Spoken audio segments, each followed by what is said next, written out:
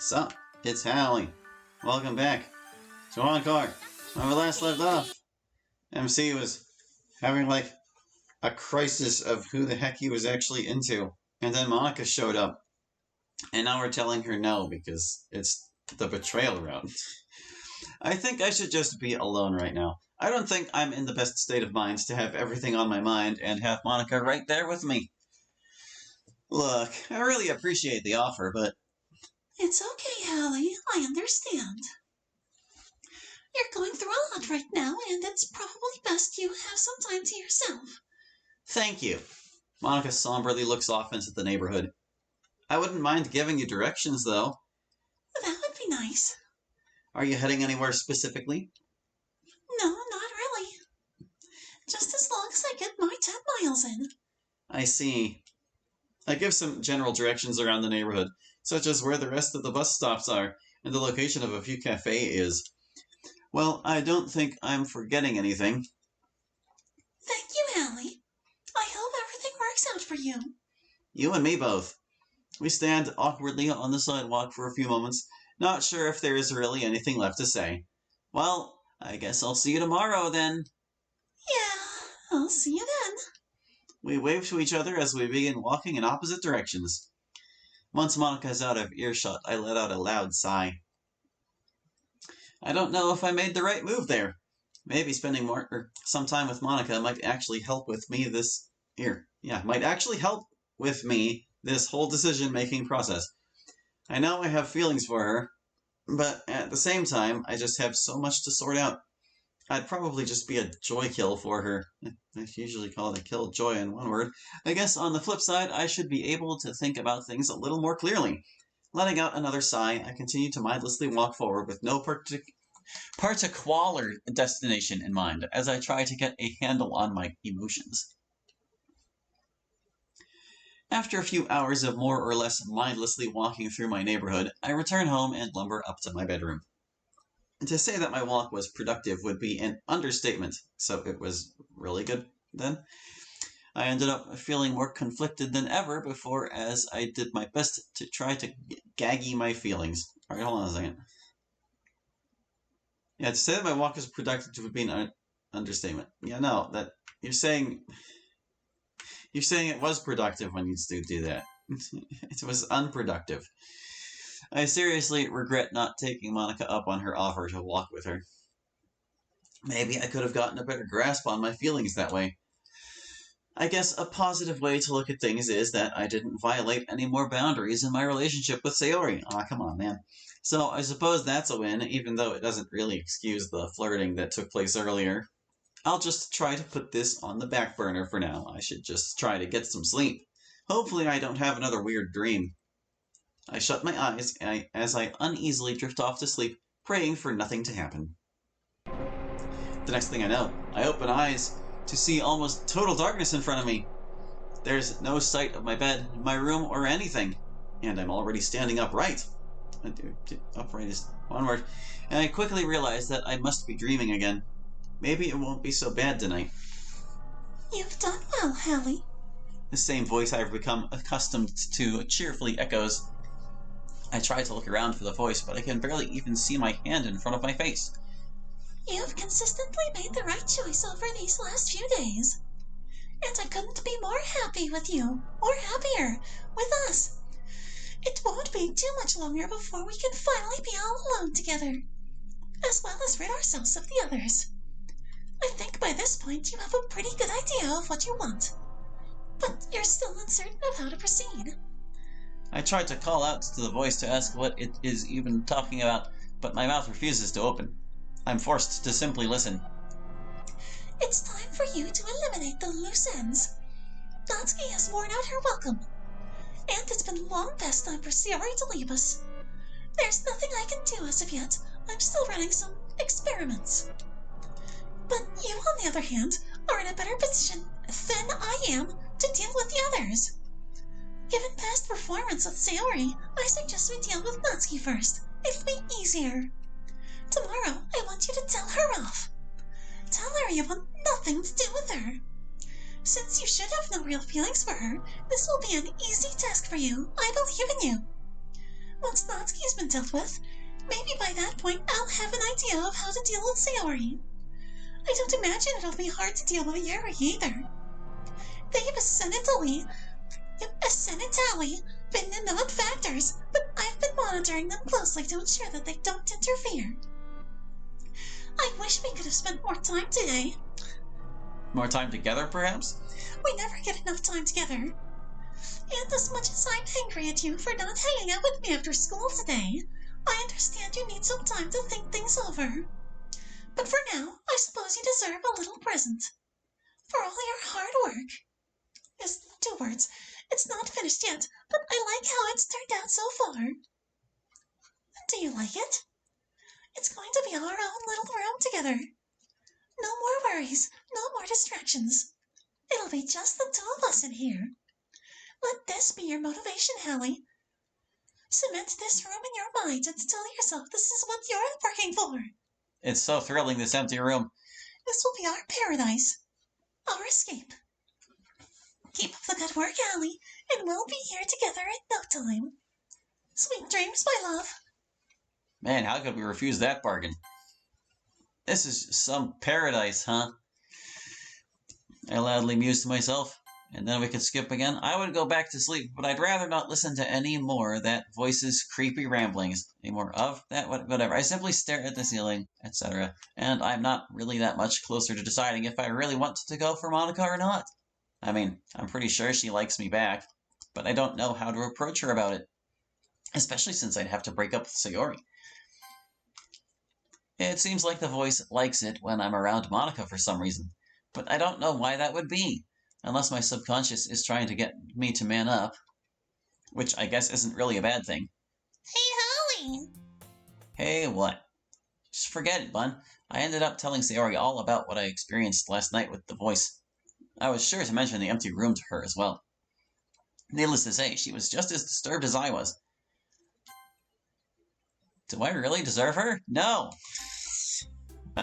Can't say I was expecting that. I was expecting what? Oh, another text. Hey, Hallie. I blink a couple of times at the screen to make sure that it's really Monica. She even sent me a smiling emoji.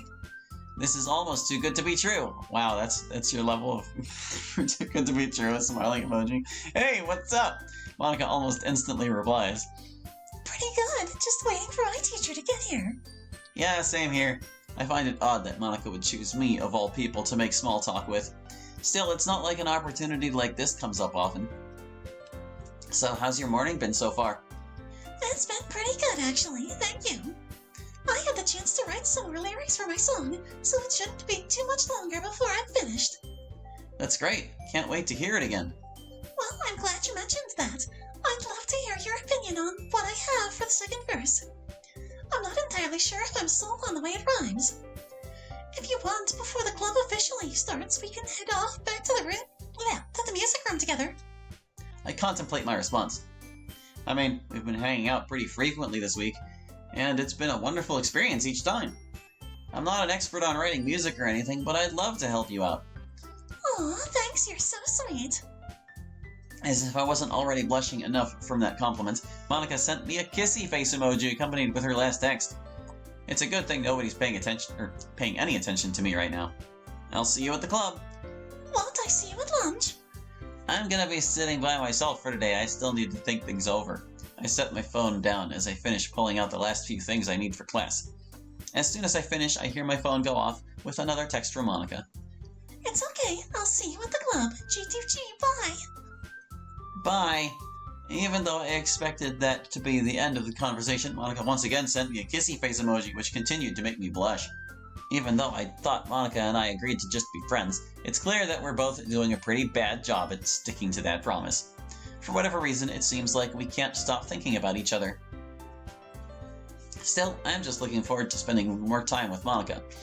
And I have a feeling this time we may get the chance to do more than talk about music. As soon as whatever. It's going.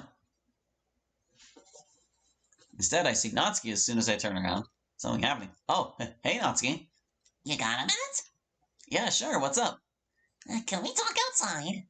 I feel another wave of dread wash over me as I hear that. Oh no. Please don't let this be what I think it is. Why outside? It's really important. I don't want anyone else to hear. Sure. I reluctantly start walking towards the door with Natsuki as my mind begins racing with all sorts of possibilities for why she wants to talk to me. However, we're stopped right at the doorway by Monica, who looks on at us with a curious expression. Where are you two going? It's not important, Monica. Move! Excuse me?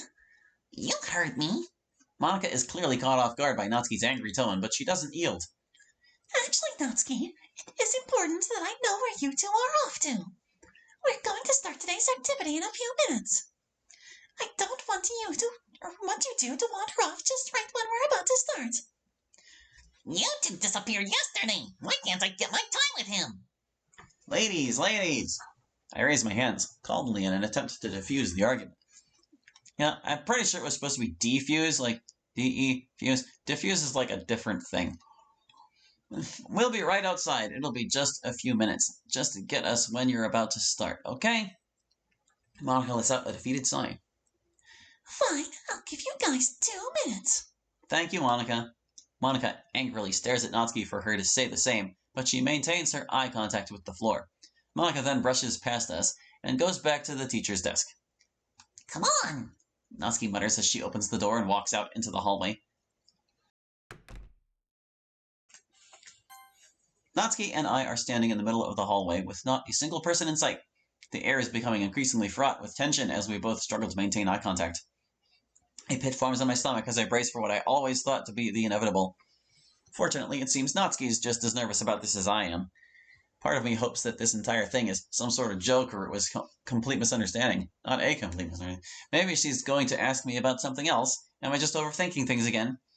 But given how she's been acting lately, it makes either of those options increasingly unlikely, especially since it seems Natsuki is trying to muster the right words. As I wait for a few more seconds, I feel that a part of me wants Natsuki to confess her love. I've always been attracted to her to a degree, and if this is what I think it's about, then this would be the perfect opportunity to explore something that could always still be. I finally grow tired of waiting and decide to start the conversation. So, what did you want to talk about? I think we both know the answer to that. Eh? Howdy. Natsuki looks me directly in the eyes as she slowly starts scooching herself towards me. I really haven't done this kind of thing before. Wait, didn't they say they were standing? I never really got the chance to tell a boy how much I liked them. Or how much they mean to me. Because one way or another, we'd always stop talking before I could tell them. It really hurts when you like someone, and after a while, for some stupid reason, they don't talk to you anymore. And I'm afraid that with you, that this might be one of those times. I'm afraid that you're just going to stay away from me, riding off with somebody else.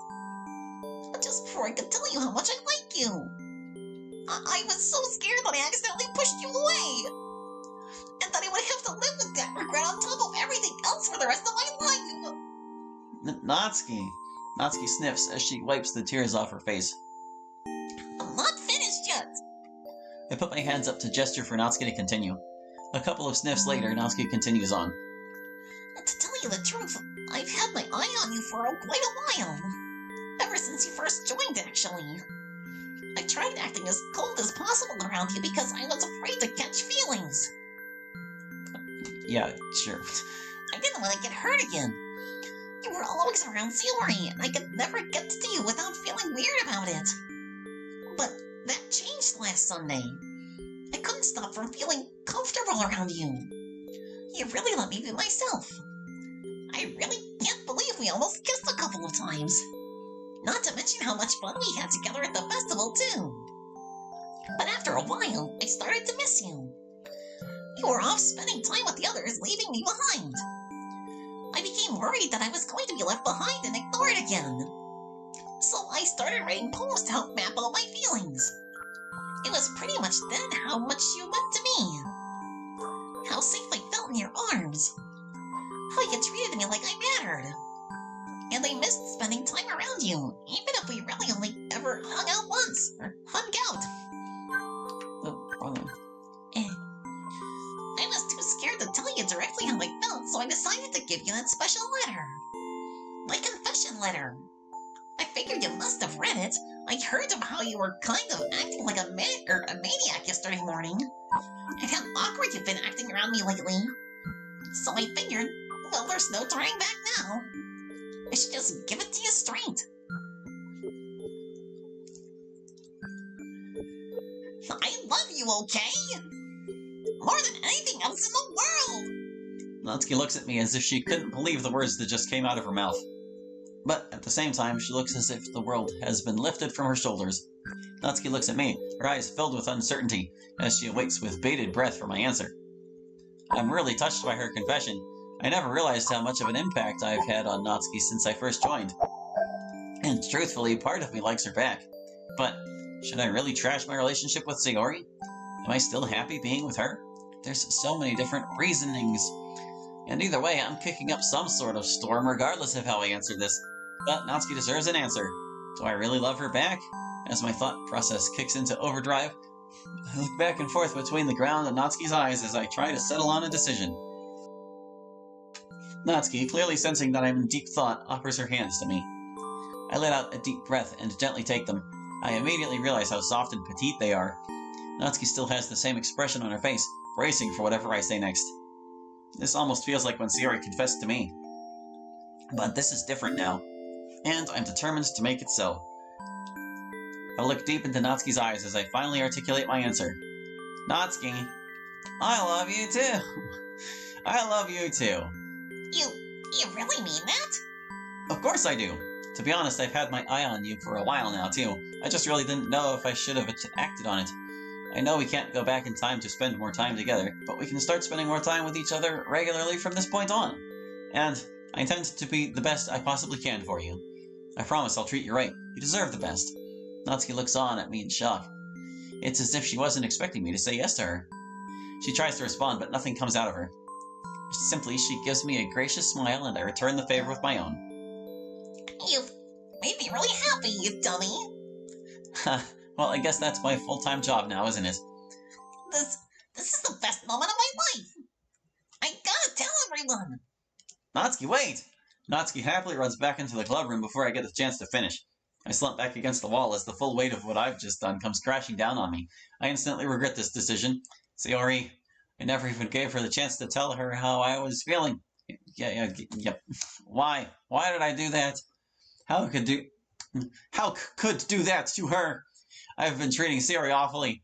After she gave me her trust, at every opportunity I've crushed it. I've hardly spent any time around her. All because my feelings for the others resurfaced. What's wrong with me? And they fight. Sayori and Natsuki are in a full-blown argument as Monika and Yuri are doing their best to contain the situation. What have I done? Well, last time, Natsuki, I'm dating him. He's not your boyfriend. Well, he didn't fucking tell me you two were a thing when I confessed to him a minute ago. Looks like we've both been played. That can't be true. Everyone's eyes glance over to my direction as I'm noticed by the group. Holly, what is this? Are you breaking up with me? Hold on. You've been dating her this entire fucking time? What the hell is wrong with you? I can hardly muster a response as everyone angrily eyes me down. I've royally screwed up. Holly, step outside with me for a second. But I don't want to hear it. Monika walks over to me and takes me by the wrist. Yuri, make sure they don't kill each other while we're gone. I'll try. Monika then practically drags me out into the hallway.